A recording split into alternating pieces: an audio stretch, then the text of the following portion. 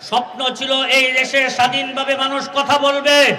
সেই ছাত্রদের স্বপ্ন ছিল এই দেশের মানুষ তাদের ন্যায্য অধিকার পাবে।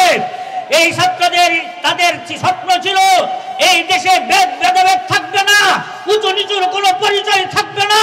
ছাত্রদের স্বপ্ন ছিল যারা যেখানে যাবার, যারা যে জায়গায় যাদের অবস্থান সেখানে তৈরি হবে।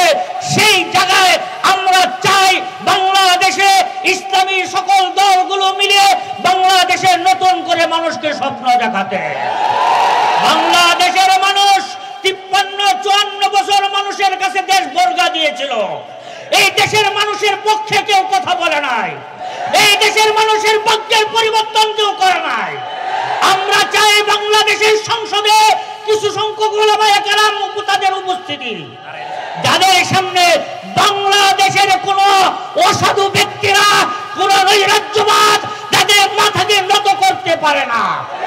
আপনারা থাকবেন উলামায়ে কেরামের পাশে। উলামায়ে কেরামের পক্ষ থেকে আপনাদের দাওয়াত দিচ্ছি, আগামী 1 তারিখ, নভেম্বরের 1 তারিখ আল্লামা মামুনুল হক সহ অসংখ্য উলামায়ে কেরামগণ ফুলপুর ডিগ্রি কলেজ মাঠে আসবেন। আপনারা সবাই যাবেন ইনশাআল্লাহ। আর ইসলামী দল ঐক্য হয়ে আপনাদের কাছে আসলে সকল ইসলামী দলের পক্ষে থাকবেন ইনশাআল্লাহ। আসসালামু আলাইকুম ওয়া রাহমাতুল্লাহি ওয়া বারাকাতুহু।